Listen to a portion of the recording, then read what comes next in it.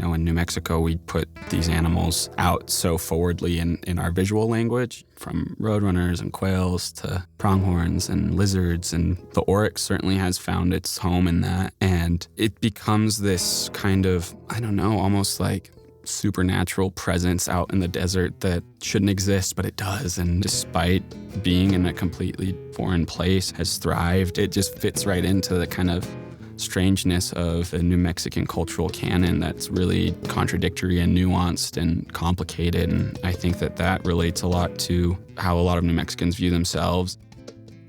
Bienvenidos. This is Encounter Culture from the New Mexico Department of Cultural Affairs. I'm your host and editor of El Palacio magazine, Emily Withnall.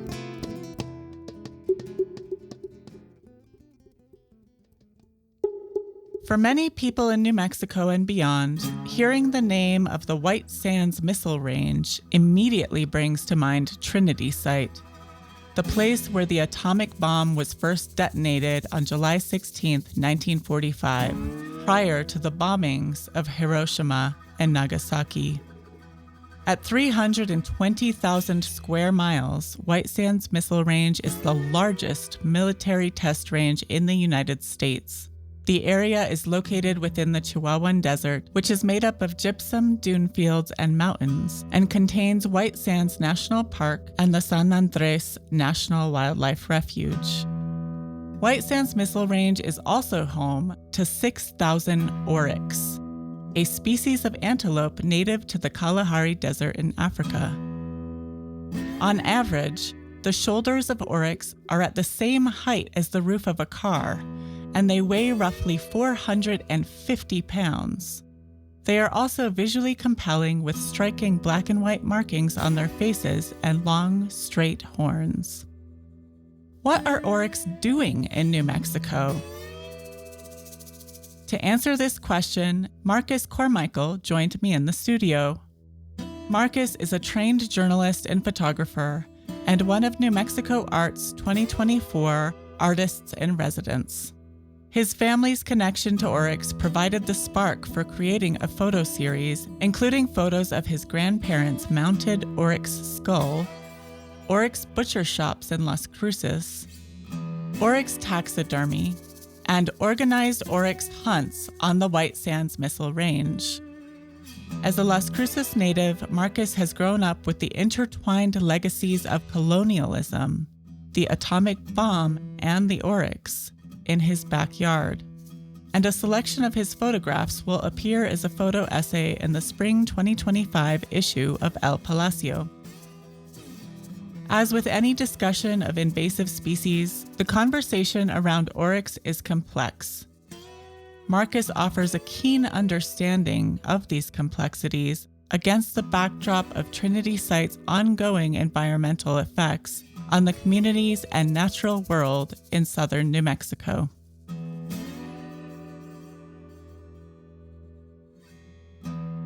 Welcome to Encounter Culture, Marcus. Do you want to start us off by telling us a little bit about who you are and what your background is?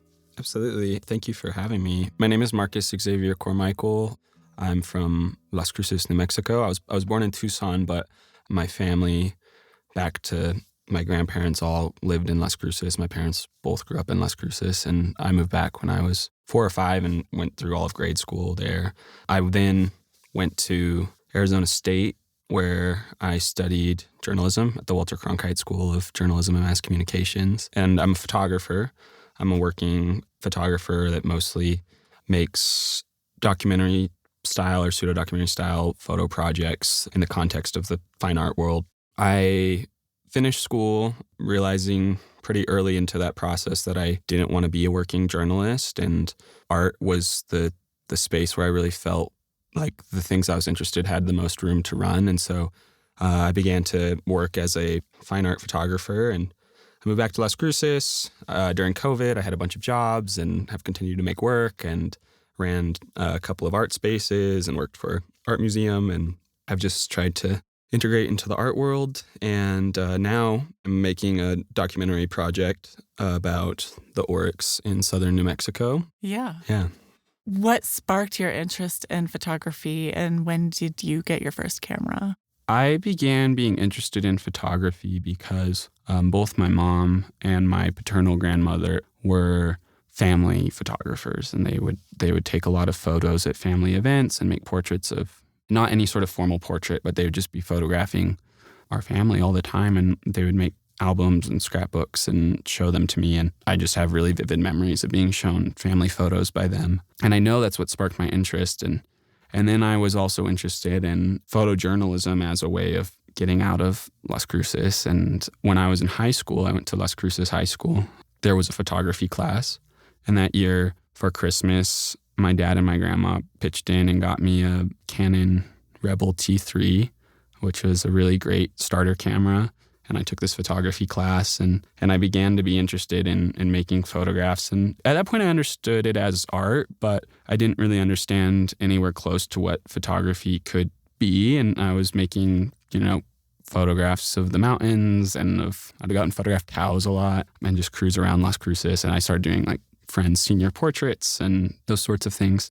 And then I went to college, and I was undeclared and just decided that photography really was this thing I was interested in, and began to push into that. And it wasn't until my sophomore year that I began to understand it as art, when I began to be introduced to these photographers who were making work that I was excited about. And that's when my perspective really started to shift. And I began just shooting pretty relentlessly, and I would shoot in Phoenix all the time. I would just go every weekend, and a lot of afternoons I would just drive to a different part of the city that I had never been to and park my car and walk around and take photos. And I'd come back to Las Cruces and drive around to all the parts I had already been to a million times and photograph, and go over to my grandmother's and always have my camera on me and take a million photos of everyone, to the point where people couldn't stand it anymore. And then I'd photograph a little bit more. And I was really relentless and hungry at that point in my life, early college. Yeah. Yeah. Before we dive into the Oryx, can you talk about, going to school for journalism and making that decision between journalism and fine art? I was in journalism school, and I was working for a publication that was ran by the university. So I was doing my projects for school, and I was making work for work. And I was a little disenchanted with the way that photojournalism was basically being portrayed. And I felt frustrated with this parameter of supposed objectivity that I was having to aspire to in my work, and just really wanting something a little more expressive, I suppose. And on top of that, the school only offered 2 photojournalism classes, and I was pretty set on wanting to work in photography. And so I started supplementing that education with fine art photography classes and the Herberger School of Art at ASU. And so I was taking darkroom photography classes, and in this enormous lecture with Bin Don. He's a really incredible photographer who's teaching alternative processes there. And I went to his office hours, and he basically talked me into trying to do a concurrent major in art photography. And that just opened up the door to taking so many courses and so many more courses. And from there, I was introduced to just so much really exciting work that went beyond the bounds of traditional journalism and into this kind of other understanding of documentary photography that existed in the art world. The thing that also really just got me hooked was one of my professors, Liz Cohen, showed me a book called Deep Springs, which is a documentary project by a photographer named Sam Contis. She's based in California, and she made this project about this, at the time, all-boys college in Deep Springs, California. It was this group of young men who were working the land, and it was an agricultural school. It was just really complicated and interesting work, and that book showed me what photography really could be in this other space, and that from there, I just was hooked. I was addicted to fine art photography and the expressive nature of it, and the relationship between reality and art, and how photography didn't have to be this document, but could just be an art object that was transforming light and reality for a split second into something that you're putting on the wall and asserting in a space, and asking folks to look at and consider in this different, complicated way.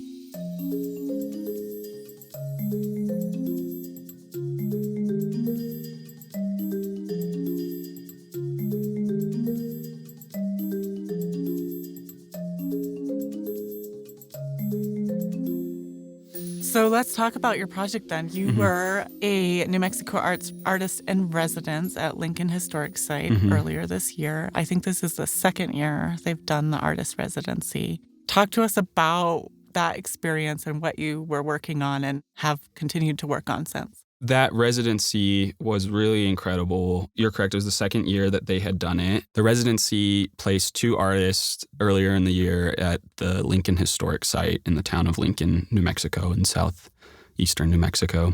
And basically, it was just a really supportive program where they gave you a house there in the town of Lincoln. They gave you really generous support on the financial side, so you're able to cover your costs of living, travel, and produce the work. And so, yeah, I lived in Lincoln in this small house called the Fresca's Residence that's really, really comfortable and cozy, and it's right next door to the Historic Site's office. And the focus of the residency was basically community engagement was kind of the main requirement of the artists who participated, was to try to be there and engage with the community. And so we did some artist talks, both remote and there on the Lincoln Historic Site. And I was making work that was really rooted in the community, the regional community of the space, or I'd proposed this project that I had wanted to start for a little while. And so this residency really gave me the time, space, and financial support to be able to jumpstart this project about the Oryx in southern New Mexico. And so there's 4 species of antelope called Oryx in Africa. But this is the Gemsbach, and its scientific name is Oryx gazella. And it was brought over to southern New Mexico in the 60s. And so my family had hunted them. My grandparents on my maternal side specifically hunted them. And so I had grown up seeing them. When I was really little, we ate them. I don't really remember what they taste like. I'm hoping to get some soon so I can speak to that a little bit more. But yeah, I just grew up with them mounted on the wall at my grandparents' house, and there was this like really incredible creature that I didn't know was like introduced to New Mexico at that point in my life. I just kind of assumed that it was out there with all the other indigenous animals. But as I grew up, at some point that I became conscious of that fact. And yeah, it's just something that was always like very present in my visual world and my cultural experience in southern New Mexico. And something that is really commonly known in Las Cruces, that Oryx exists there. But not so widely known outside of our corner of the world. And so it was this like project I had wanted to kick off for a really long time, and just kind of sat on it and thought like, okay, well, one day I'll start it. And this residency was really great because it just kind of gave me the dedicated time and resources to be like, oh no, this is what I'm going to be doing for 6 weeks while living in Lincoln. And a lot of that point was a lot of just research and connecting and sourcing. And I'd go into the basin and make some landscape photos. And I'd actually go back to Las Cruces to photograph at this taxidermist where they were making the mounts of the Oryx, and they were cleaning the carcasses and skinning them. And that's primarily the work I made while I was in residence there. And since, based off of like the sourcing and networking I was doing during that time, I've gotten to go on an Oryx hunt and photograph out in the field with hunters. So I want to ask you about the hunt, but before we get to that, I want to know what you have learned in your research about how and why the Oryx was imported to New Mexico. Right.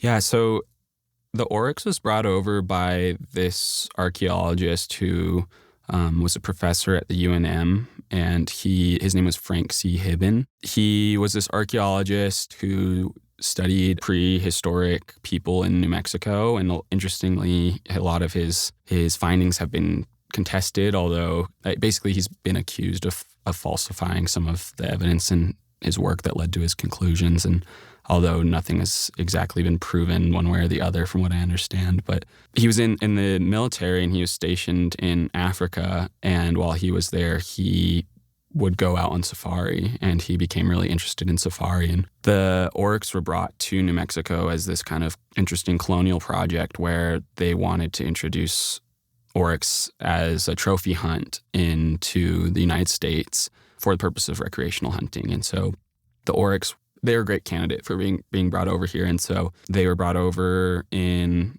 between the years of 69 to 77. They were introduced to the San Andreas Wildlife Refuge, which is on White Sands Missile Range, which White Sands Missile Range is the location of the Trinity site, where the nuclear bomb was first tested and continues to be an active testing site, proving grounds for the military, the United States military, and they test all sorts of things that I don't even know about, no one really knows about there. Yeah, and the place is really interesting too, the Tularosa Basin, where the White Sands Missile Range is. It's this, occupied space of land that's the largest military installation in the United States. And it's this kind of space that is opaque, and there's only a few ways through it that are accessible. Obviously, White Sands National Monument is there, which is like one of the largest tourist destinations in New Mexico. The Trinity site is also visited pretty frequently. It sits in between basically Socorro and Chaparral, New Mexico. Chaparral is a town north of El Paso, Texas. And then in between Las Cruces and Alamogordo are the kind of like the major, bigger towns around the perimeter of it. And yeah, it's this space here in the Chihuahua Desert that humans outside the military aren't really able to access. And so the Oryx gazella, the gemsbok, the species that they brought over is from the Kalahari region of Africa, which is Nambia, Botswana, South Africa, Zimbabwe. And I think that the Oryx's range goes up a little bit into Angola as well. But they went out there and they captured 18 Oryx. They brought them over through New Jersey and then to the Albuquerque Zoo. And I guess under federal law, you're not able to release those Oryx. And so they bred them there in captivity until they eventually released 93 of them into the San Andres Wildlife Refuge on White Sands Missile Range. And so they were released and they were expected to their population to never grow beyond 500 to 600, which now they're estimated to be around 6,000, 5,000 to 6,000. They're super well adapted to the Chihuahuan Desert environment. I understand it's relatively abundant compared to the Kalahari region of Africa.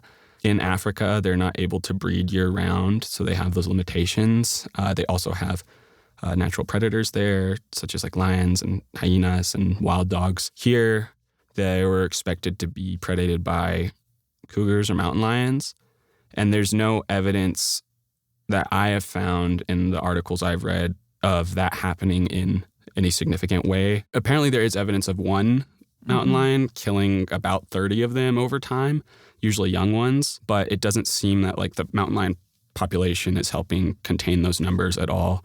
And so that leaves humans as the only predators of the Oryx here in New Mexico. And so in 1974, they began the first Oryx hunts, and they only had 4 hunters on that year. Now there's upwards of 1,500 Oryx that are harvested every year on both the White Sands Missile Range and on private ranches. And so the amount that are being harvested every year still is not able to keep this population in check because they're just breeding year round. They're basically able to have one baby and then begin, having a second one immediately after. And they are just out competing all of the indigenous wildlife, particularly the pronghorn and the mule deer and even bighorn are really affected by the presence of the Oryx. And so they're classified as an invasive species now here. And from what I understand, they're particularly a problem on the Missile Range as far as them getting in the way of testing, and they get hit on the roads. And so the Missile Range, from what I understand, is trying to really decrease their population of Oryx. And so they give out a lot of tags every year to folks who come from all over the place to hunt them. And so there's definitely a culture in southern New Mexico of hunting them and harvesting their meat and eating them. But there's also a lot of folks who are coming to do the trophy hunt and get to live the safari here in the United States, which is a really interesting kind of dynamic for southern New Mexico.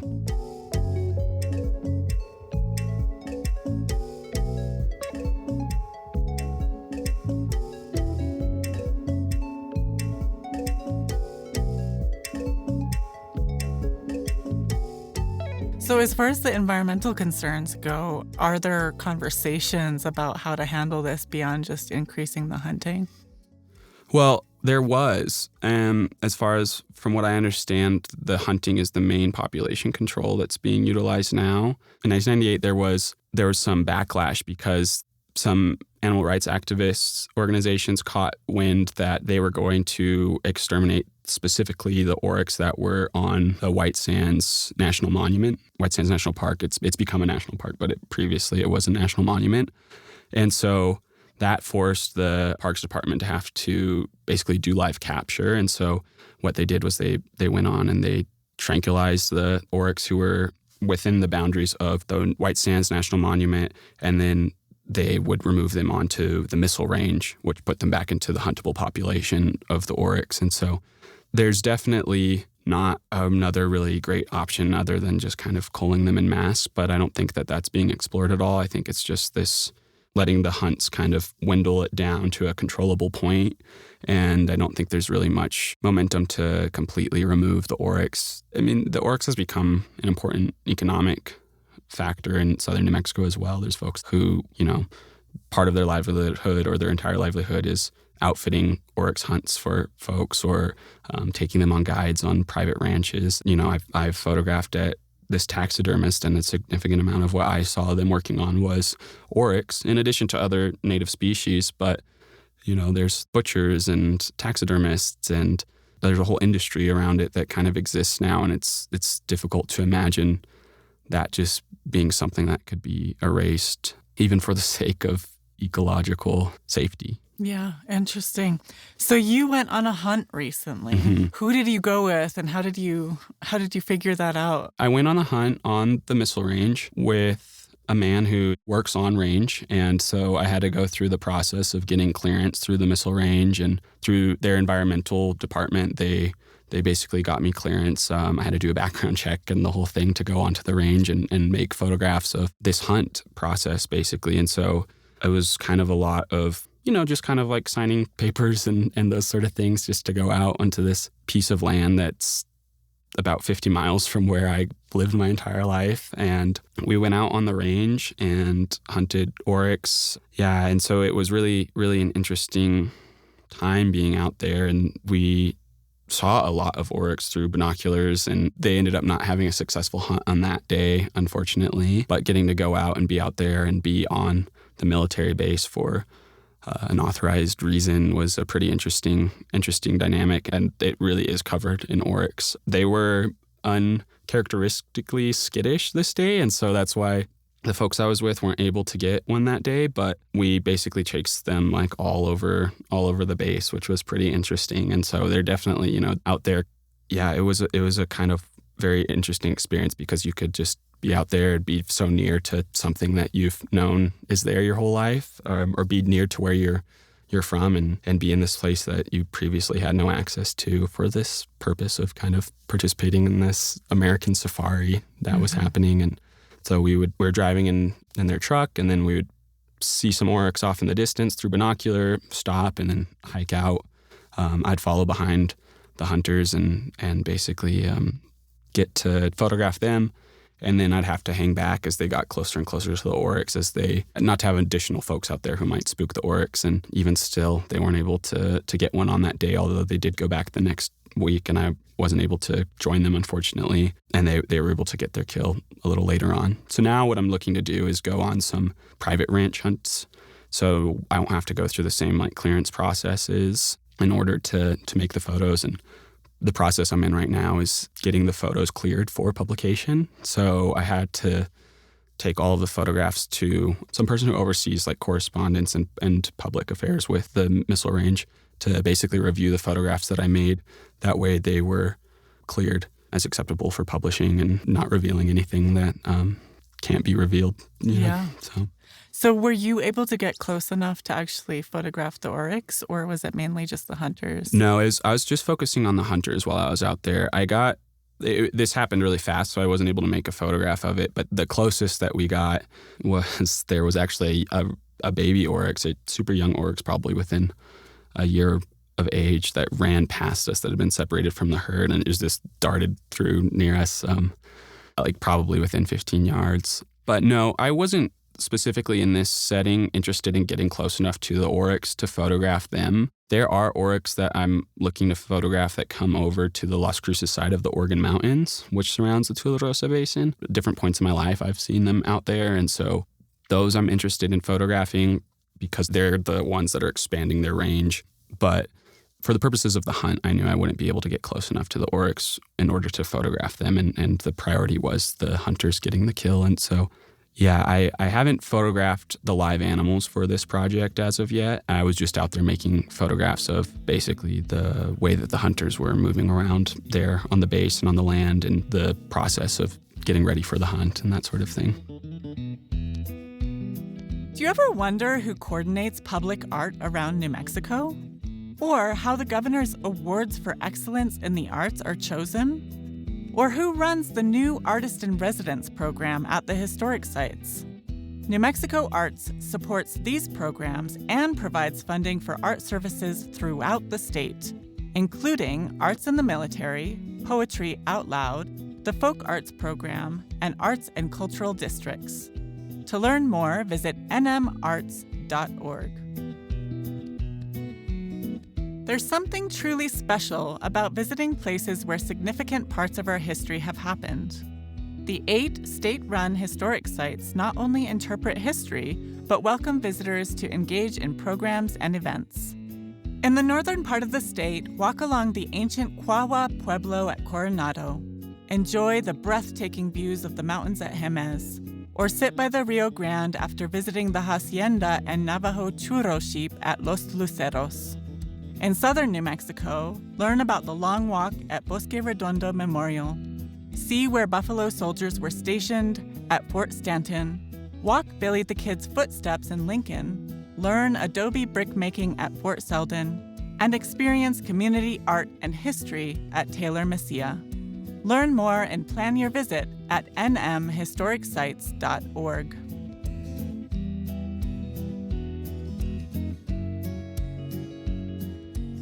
So I know you brought some photos. Is there one in particular that, because our listeners can't see them, obviously, but is there one in particular that you would be able to describe? Yeah. So as far as the photographs there on the range, I was making a lot of portraits of the hunters looking through their binoculars. And so it's them in this desert landscapes that are just, it's completely covered in creosote and ocotillo out there in that area on the mountains, on the backside of the Oregons.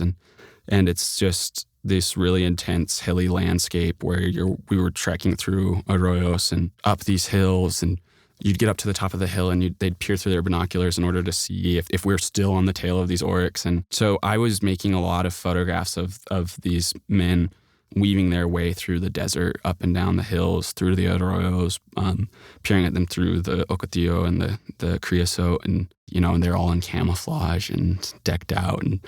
And funny enough, too, you have to wear bright orange safety vests. So it's really just this kind of like a striking. And I was shooting in black and white, so they're like bright white over the camo, which is really interesting. And so, yeah, it's a lot of portraits and a lot of, particularly of people looking through these lenses, these binocular lenses. And I think that's really interesting. And as far as relation to my practice, and there's just this level of like hunting and peering through these tools in order to find something that I think is pretty interesting. And it was a different kind of experience out there photographing these people, but in this kind of abstract way where you're looking at them representing what they're trying to find, that being the Oryx. And so in the second half of what I've made there in the taxidermist, there's a lot of direct representation of the Oryx being there. Of course, it's no longer a live Oryx, but it's kind of this like Frankenstein's workshop of these people basically tearing it apart and putting it back together in this way that's ready to go into folks' homes and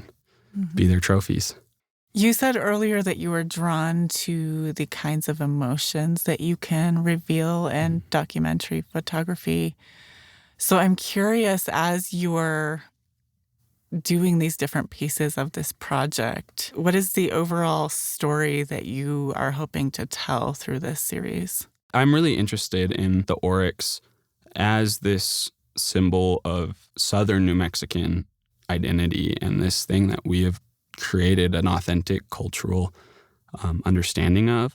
But it's also this really difficult problem that exists specifically for Southern New Mexicans as this stewards of this animal that Southern New Mexicans didn't ask to have brought over. And so now we're basically responsible for what happens, and I think that the fact that in the 90s, as soon as there was momentum to address the problem in a more direct way, folks spoke up and basically didn't want to see this animal eradicated, even in one corner of the range. And so I'm really interested in it as a question, is what does this mean for us in this region in order to be responsible for this creature and to take responsibility for it and to have this like authentic relation to it through hunting, which is a common ancestral practice of all people everywhere in the world, but it's kind of gotten distorted in all of these different ways through all these complications of where they're at, the relationship of the United States and the United States military to this specific part of land, how it's been used to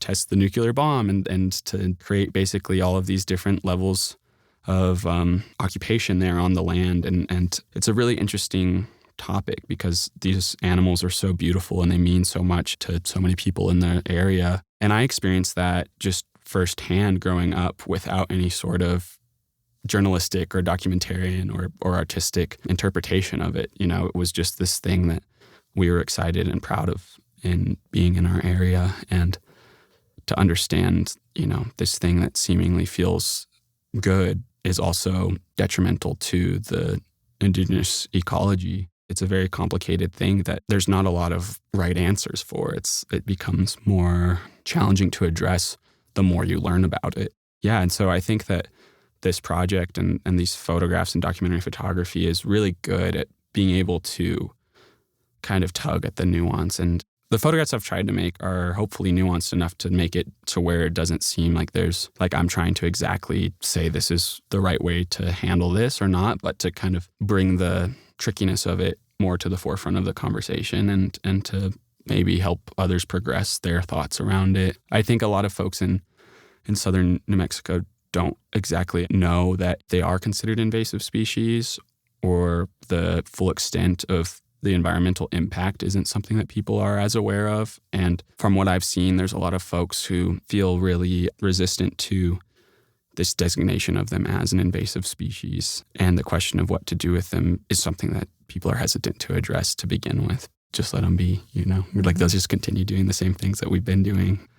But despite how many are being harvested every year, the population has continued to just grow, and their territory is extended now. They've been seen 60 miles south of Albuquerque. Oh, wow. They've been seen in West Texas, and you know they're on this side of the Doñanas and the Organs on the Las Cruces side, and so they're really resilient, tenacious creatures that want to survive, and they're actually thriving in the Chihuahuan Desert. You know, despite the other indigenous species continuing to struggle because of other issues related to climate and development in the region, and them no longer having access to the same amounts of water and land and food that they used to.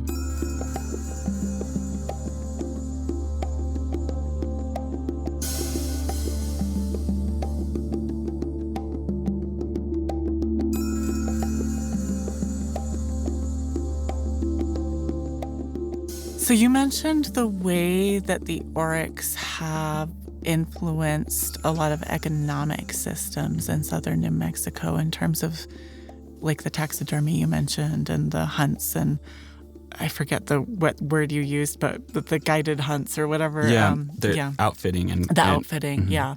I'm curious if you feel like there's also been an influence culturally. The Oryx certainly has had a cultural impact on southern New Mexicans. I think it's this animal that has been kind of put into the cultural canon of creatures that exist around us. And, you know, in New Mexico, we put these animals out so forwardly in our visual language, you know, from roadrunners and quails to pronghorns and lizards. And we're really proud of our wildlife. And the Oryx certainly has found its home in that. And going into people's homes in Las Cruces and seeing the Oryx mounted on their walls and knowing how proud of it people are, and it becomes this kind of, I don't know, almost like supernatural presence out in the desert that shouldn't exist, but it does. And it's literally an alien species there in the desert, and we revere aliens so much, especially in southern New Mexico. And so, you know, I think that it just fits right into the kind of strangeness of the New Mexican cultural canon that's really contradictory and nuanced and complicated. When I speak to people who aren't from New Mexico and telling them, you know, you just go through your list of stories about the place and people, I can't believe that. I can't believe that. I can't believe that. And then you get to the Oryx and they're like, wow, I really can't believe that one, you know? And so it fits right at home with the weirdness that we really enjoy in New Mexico. And it's this surviving species. It's this creature that, despite being in a completely, you know, foreign place,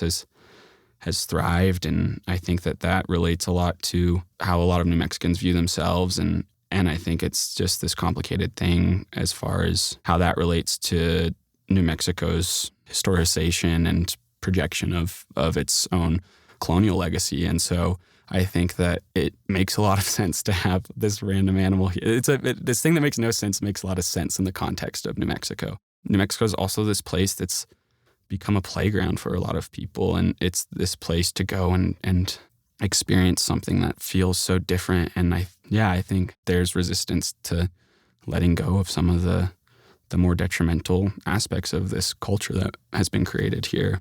And so, I don't really know what the future holds for the Oryx, but I think probably even increased numbers in its population likely. I think it's going to continue to thrive in the desert. And I know you started out saying that this is something that your grandparents were involved with in terms of hunting the Oryx. So is it something that has been passed down in your family? Like, did your parents also participate in hunts? Neither of my parents participated in hunts. My paternal grandfather was shot and killed, and my maternal uncle, my mom's younger brother, actually shot himself and died with my grandfather's gun when he was a kid. When my mom was a kid. And so both of my parents were really anti-gun and didn't participate in hunting. And so I grew up only experiencing these things when I'd be at my grandmother's house. And I grew up going out shooting with my grandpa and my uncles and stuff. And my perspective on it and my experience with it, like going out in this Oryx hunt was the first time I'd ever actually been out on a hunt myself. And so I felt like there was this picking up of something that had been generationally intended for me. And for very valid reasons, I hadn't gotten to participate in. And, I have a very conflicted view on it all for a lot of different reasons. But there is a level of generationality in our relationship to the Oryx that is something that is really powerful and important, and that I'm grateful for, despite feeling like it needs to be addressed and changed in certain ways, or it could be made to be much healthier or better for the environment and for ourselves. I think changing our relationship to how we understand these things, even if it's just addressing the challenging nature of the Oryx existing in the Chihuahuan Desert in general. Mm-hmm.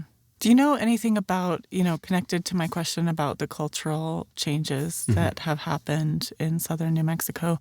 Do you know if there are ways that there have been cultural changes specific to groups of people, like tribes in southern New Mexico, for example? As far as I'm aware, there's no direct initiatives specifically from the Mescalero Apache, which is the nearest tribe and I believe it's the only federally recognized tribe in southern New Mexico. And so as far as I'm concerned, there's no specific difference in how Native people in southern New Mexico are viewing them.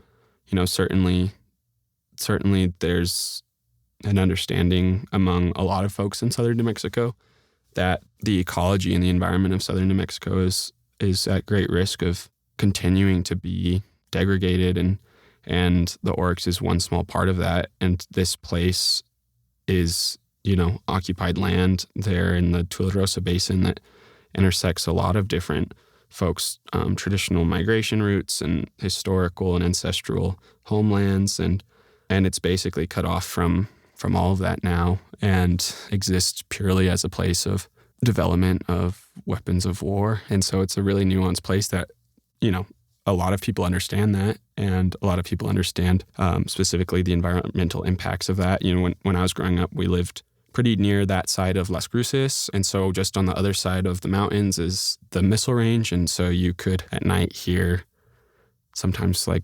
detonations. You'd see odd lights kind of flashing over and over the mountains. And so there's a lot of awareness around the military base, White Sands Missile Range, and how that has created an interesting cultural dynamic. There's a lot of awareness around how the Trinity site and its environmental and cultural legacies have impacted folks in that region. And I think that the Oryx feels small in a way compared to some of those things. And also, we're in this situation where there's not a ton of industry in our region, and it's difficult to imagine, a lot of folks work on the military base, a lot of folks work for NASA is out there as well, and a lot of folks now work around the economy of the Oryx, and the sale of the tags for the Oryx, supports the Department of Game and Fish. These are people that are from the community that survive through these established ways of the economy. And when you're in a situation that southern New Mexico often finds itself in, of having very low economic development, it's difficult to imagine new ways of survival. And shaking the status quo is very scary because there's a lot of risk associated, and the people that suffer most in those situations are the people who have the least means to even have a say in how things are changed. So I think there is a lot of awareness around those issues, and whether people specifically hone in on the Oryx as being a touch point of that or not. I don't think everyone does, but I think that it is a really interesting thing that when I speak to folks, they recognize it and they say, they're able to see the conflict in it. Yeah.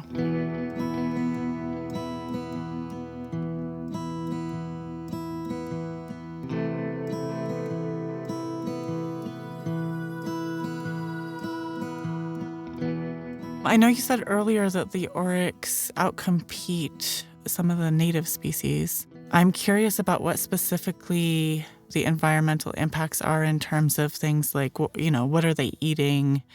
Are they contributing to erosion, for example, or are there water issues? Like, what are some of those environmental concerns?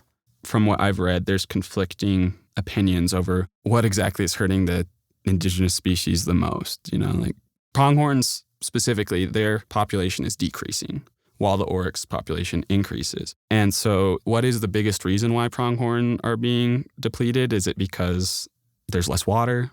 Yes. Is it because there's more Oryx? Yes. Is there land that they occupied traditionally? Is that being developed and changed and fenced off and gated, and they're not able, pronghorn can jump pretty high. So, but, the changes in their landscape certainly also have contributed to their population decreasing. And so the Oryx, in a healthy environment where everything else was going according to plan, maybe wouldn't have as great of an impact on the indigenous species. But because of the other impacts of climate change and development, every single little hit against these indigenous species of the pronghorn, the mule deer, and the bighorn sheep is really detrimental. Cattle have a much longer history of basically taking up too much space in the indigenous habitats of these creatures. And so that's something that we've looked at for a much longer time as being, the cattle are overgrazed and they're overwatered and they take up too much territory. And that conversation around like ranching and beef and cattle and is so much more fraught with different opinions and momentum. And yeah, the Oryx, they're out there and they're consuming resources and they're doing it really well and thriving in this environment where they don't have a lot of predators and they're relatively built to compete with hardier animals, whereas the pronghorn and the mule deer were, their ecosystem was set with who they were competing for previously. And so there's a lot of factors in the Oryx's success in the Chihuahuan Desert as far as how that's negatively impacting the other animals. But on top of that, there's issues of them impacting human environments. They're coming onto ranches and they can be aggressive and they get hit by cars and interfere with government operations in the area. And so the Oryx has become kind of a pest in several different ways. And it's sad to say that about this animal that is, so beautiful and so impressive. And then they're not what we think of at all as being pests. But, and these things are really common in the greater Americas as well, from like the hippos in Colombia to there's a species called nilgai in South Texas that's an Asian antelope that is also brought over in a kind of similar way and is now wild and hunted. And so these things are, iguanas in Florida. It's the changing of the ecosystem and the ecology in this way that we weren't anticipating, which is funny to have just brought over all these animals without expecting any sort of impact on what already existed here. Yeah, interesting. Well, what's interesting about this project, and I spoke about it a little bit, was this sense of like feeling a return to form of documentary photography. Because over the past few years, my work, while still existing in kind of like a documentary visual style, has really shifted to being much more intrinsic. And I've been photographing my own family and even starting to work a little bit in self-portraiture. And so literally photographing myself. Basically, this type of work started as a rejection of what I was doing in journalism school and in the journalism world, where I wanted to represent myself and my story and my family's story. And so I was making work in Las Cruces, where my family had been for a long time. I've been making a project in Seki, or Palm Springs, California, where, my family were Agua Caliente. So then our ancestral homeland. I've been going back there and photographing with my uncles on the reservation and making a project there. And so it just has been very intrinsic work for the last several years. And this project, while it has its start in my family and actually on my mom's side, I haven't been directly photographing my own family for this project much, and wanting to really just explore something that I feel like I have my own authentic origins in, something that I grew up around and do understand as well as pretty much anyone could, wanting to look outside of my own direct experience and also revisit this other way of making work. And so that's been something that's been really exciting in this work. It feels like this change of pace that has kind of re-energized me in a different way and taken me in a different direction. I'm a person that I like to have kind of a lot of variety in my work. That way I can bounce back and forth between projects without ever feeling too bogged down in one thing or the other. And so that's been really nice to be able to visit this kind of old way of making work and get back into that. So you've been immersed in your Oryx project for a long time. What's your next obsession? I don't know what my next obsession is. I have a few different kind of broad, like, intellectual and artistic interests. But I'm also still very much in the process of making this work and every other project that I've ever started. None of them are technically complete at this point. I don't really feel like anything I've started is done yet. I'm really interested in the photo book as being my ideal medium or vessel for carrying these. And so I see that when all of these feel ready to be published, I'll get to that point. And until then, I feel like they'll all be ongoing projects, including this Oryx project. And so I'm definitely still very much in the midst of too many things to even see what is going to come next as far as projects go. And this Oryx project I sat on for so long, being like, I need to make photos about this. I need to make a project about this. And I've come into this point just in this last year where I've had a lot of momentum and a lot of support. And so I'm actually working through ideas I've been sitting on for so long. And I feel great because new ideas are slowly starting to form, but I don't really know exactly what is going to come next. And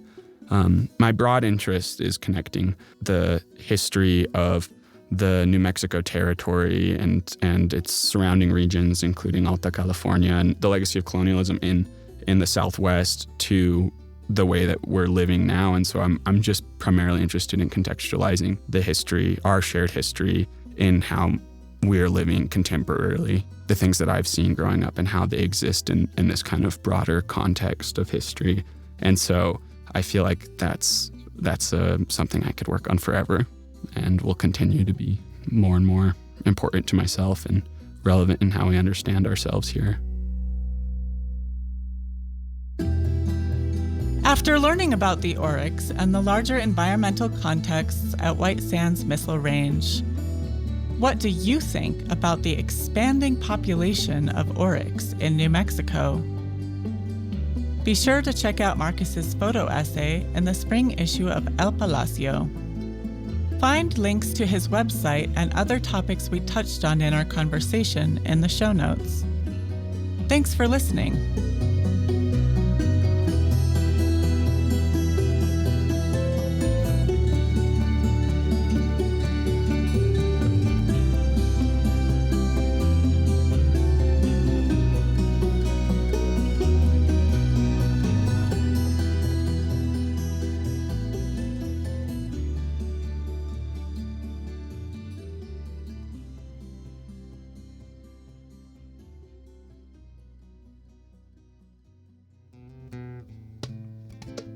Counterculture is a production of the New Mexico Department of Cultural Affairs.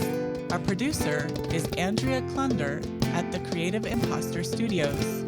This season is produced and edited by Andrea Klunder and Alex Riegler, with additional editing by Monica Brain. Our recording engineers are Colin Underleiter and Cabby at Cabby Sound Studios in Santa Fe. Technical direction and post-production audio by Edwin R. Ruiz. Our executive producer is Daniel Zillman. Thank you to New Mexico artist El Brujo de Santinava for our theme music. For a full transcript and show notes, visit podcast.nmculture.org or click the link in the episode description in your listening app. I'm your host, Emily Withnall. The New Mexico Department of Cultural Affairs is your guide to the state's entire family of museums, historic sites, and cultural institutions. From native treasures to space exploration, world-class folk art to ancient dinosaurs, our favorite way to fully explore is with the New Mexico Culture Pass. To see everywhere Culture Pass is accepted and reserve yours today, visit nmculture.org/visit/culturepass. And if you love New Mexico, you'll love El Palacio magazine. Subscribe at elpalacio.org. Thank you for listening. And if you learned something new, send this episode to a friend or share it on social media. We love celebrating the cultures of New Mexico together.